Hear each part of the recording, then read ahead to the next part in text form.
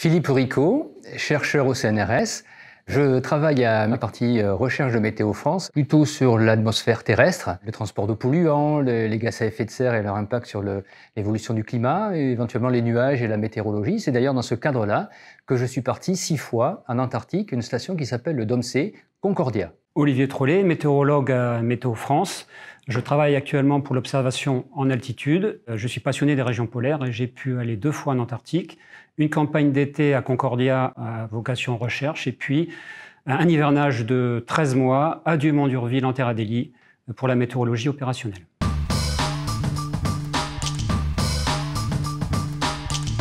Essentiellement 2 raisons. La première, elle est scientifique, c'est-à-dire qu'au niveau de l'évolution du climat, on pense que l'impact sera visible aux hautes latitudes, donc dans l'hémisphère nord en Arctique, et puis dans l'hémisphère sud en Antarctique. Et puis l'autre, elle est plutôt due à la logistique, c'est-à-dire qu'il existe, la France a 2 stations en Antarctique, une sur la côte qui s'appelle Dumont-d'Urville, et l'autre à l'intérieur des terres, 1000 km à l'intérieur des terres, elle s'appelle la station Concordia ou DOMC.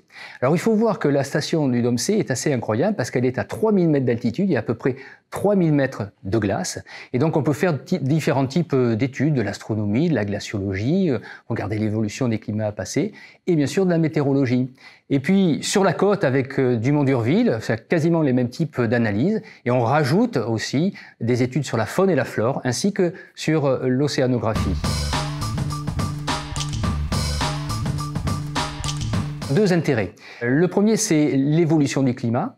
Le deuxième, c'est la météorologie. On a besoin d'observations pour ensuite comparer avec des modèles et étudier un peu les processus locaux.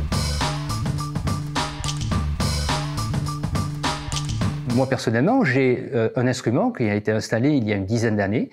Et grâce à cet instrument, on peut regarder donc l'évolution de la vapeur d'eau et de la température. Olivier, lui, était plutôt à Dumont-d'Urville et avait lâché des ballons-sondes, qu'on appelle. Ces ballons-sondes permettent d'avoir donc pression, température, etc. pour essayer de donner la prévision du temps à 1 jour, 2 jours, etc. à travers le monde. Et il s'agissait de valider les mesures des mesures de surface faites depuis un satellite. Et j'ai aussi travaillé pour des glaciologues de Grenoble par moins 45 degrés en extérieur sur une tour de 45 mètres. Alors concernant la Terre Adélie et Dumont-d'Urville en particulier, j'ai assuré la météorologie opérationnelle sur place et j'ai pu ainsi contribuer à la logistique et faciliter le travail de mes collègues ou des gens sur la base.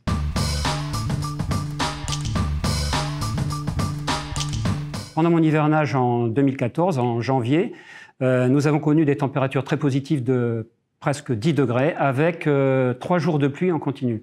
Alors évidemment, ça a eu un impact sur la logistique et sur la vie et le travail sur la base. Et puis aussi, concernant les petites bébêtes qui habitent là-bas, donc les manchots, ces manchots ont eu de grosses difficultés à se nourrir.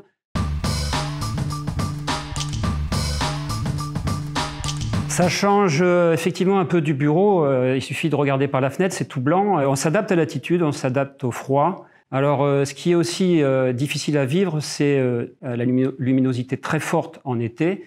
Et puis, la nuit polaire, à contrario, surtout pour les hivernants à Concordia, c'est quelque chose de très difficile à vivre.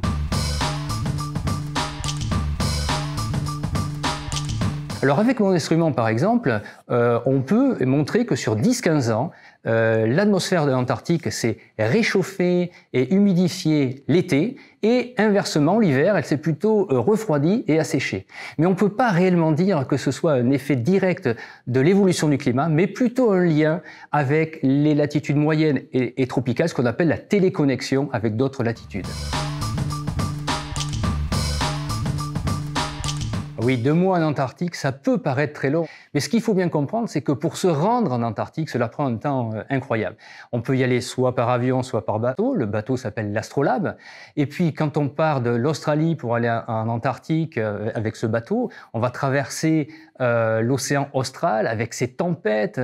Et une fois qu'on est sur place, qu'on veut prendre un petit avion pour aller sur le DOMC, on est aussi lié à la météorologie, à la logistique. Donc finalement, sur 2 mois de mission, si réellement on reste 1 mois sur place, on est vraiment très content. Pour arriver en Antarctique, on traverse quasiment la moitié de la planète. On part, on sait quand on part, on ne sait pas quand on arrive. C'est un des dictons qu'on dit souvent là-bas, c'est l'Antarctique. Le voyage est très long. Donc pour ma part, quand j'ai fait mon hivernage, j'ai mis 15 jours pour arriver sur base et puis autant pour repartir. Par contre, pour la campagne d'été à Concordia, J'ai fait un temps record pour le retour, 36 heures de vol en continu avec 6 avions différents, enchaînés.